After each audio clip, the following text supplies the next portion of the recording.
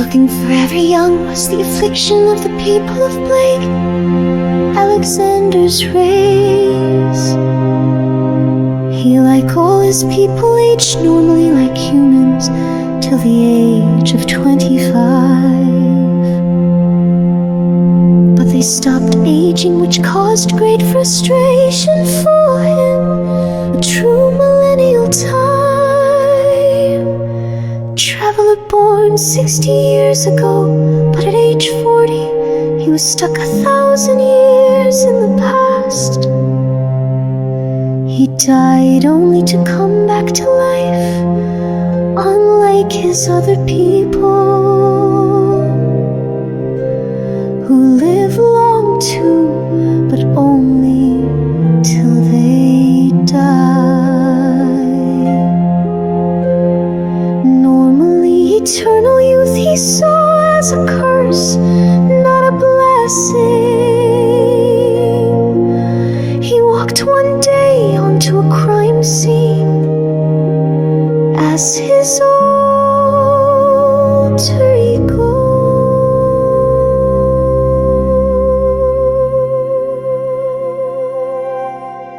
The magician superhero and the local coroner.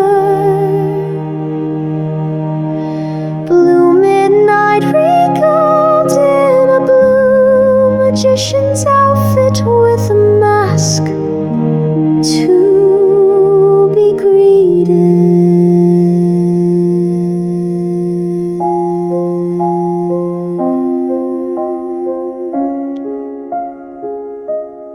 It's the boy wonder from an ignorant human policeman.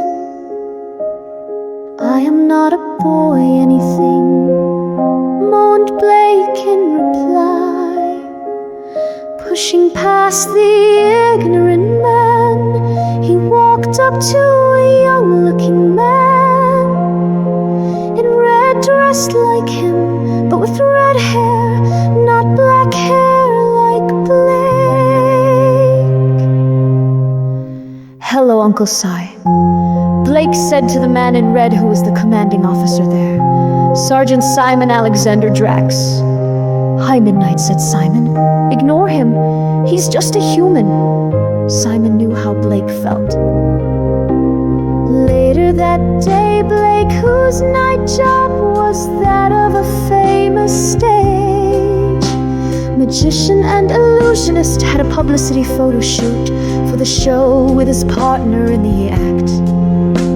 And best friend Max Starfire, another of Blake's race, Max, was enjoying the photo shoot. Blake, on the other hand, felt awkward, lighten up, Blake. Max said, noticing Blake wasn't happy. "They are treating us like kids and are making us look like a boy band.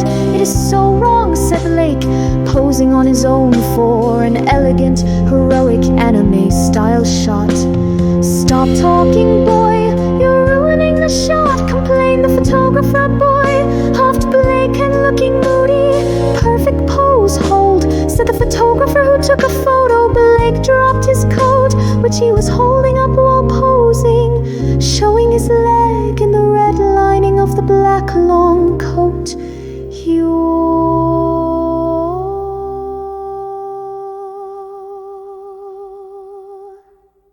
"How'd it look?" Blake asked. "Like tuxedo mask unmasked," said Max. "You sure you aren't a superhero in disguise?" Blake glared at Max, who knew Blake's secret. Max was one too.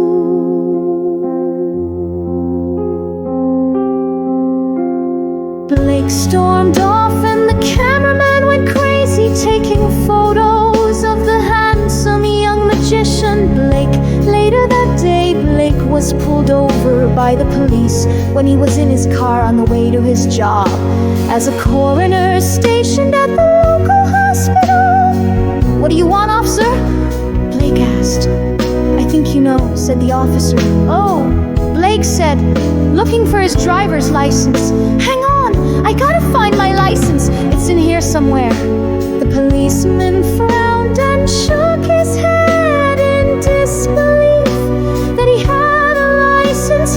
Blake smiled and pulled out the license from his card-filled wallet, handing the license to the policeman, who took it, read it, and laughed. "What?" Blake exclaimed. "This is the worst fake license I've seen yet," the policeman said. "It's not fake," snapped Blake. "You aren't 60, said the policeman. Blake looked awkward.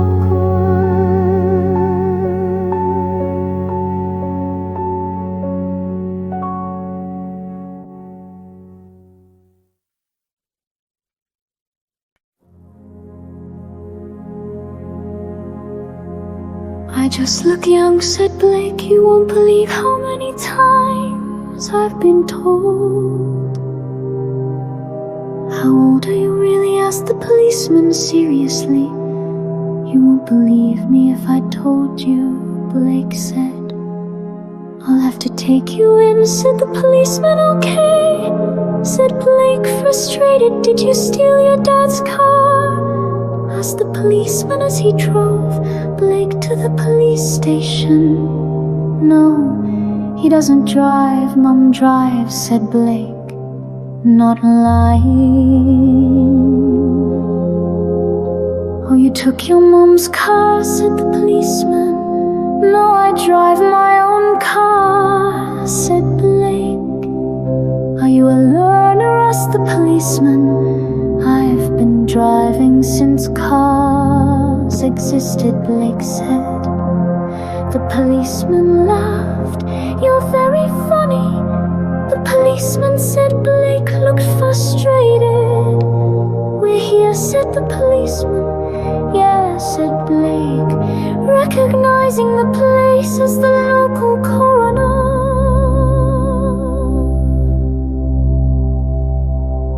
Blake walked into the police station feeling a fool.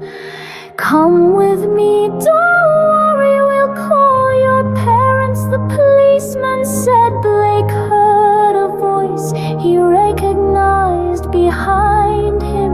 He cheered up and turned around. "Uncle Si," Blake called out to the man joyfully. "What? Do you see your uncle?" "What is his name, Cyrus?" asked the policeman. Simon walked up to them. "Hello, Blake. Why are you here?" Simon said. "Uncle Simon, I was pulled over again because I look too young to drive," said Blake. "You know him?" the policeman asked. "Yes, he's my grandnephew. Dr. Blake Alexander, the local coroner," said Simon. "Coroner," said the policeman nervously. Simon laughed. "He's one of your people?" said the policeman nervously. "Yes," said Simon. "He's the oldest driver on the road. He's over 1,000. "Oh, sorry, sir. Doctor, I thought..." "Well, you look, I'm sorry," said the policeman. "Am I needed? I'm late for work." Blake said. "No," said Simon. "I'll deal with it, Blake." "Can I have my license back?" said Blake. The policeman gave Blake back his license, ashamed, and knew he was in a lot of trouble. "Bye," Blake said, and teleported back to his car. Later at the hospital where Blake worked, Blake wandered into the entrance, and a security guard noted he was flustered, as a person late for work usually is. The guard walked up to him. "Are you alright?" the guard asked the boy. "I'm late," said Blake. "Is your granddad or grandma dying?" "Don't worry, I'll take you to them, boy," asked the guard. "No, I'm late for work. I'm the coroner," grumbled Blake. "I didn't recognize you without your glasses, Dr. Death," said the guard, who knew him as a grouch in glasses and a lab coat. Blake wasn't in either. He was in a grey tweed tweed suit. Blake was known as Dr. Death. As a coroner there, Blake left the guard and ran to the elevator to the moon.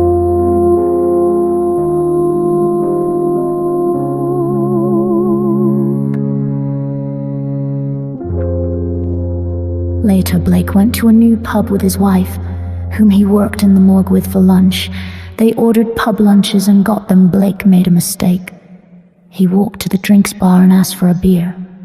The barman looked at the license in Blake and his wife, who was one of his race too. He kept his license and told him to go back to school and leave. Blake got his uncle to get his license back later. But Simon needed to call in some older-looking policeman to prove he wasn't a teenage friend of Blake's posing as a policeman.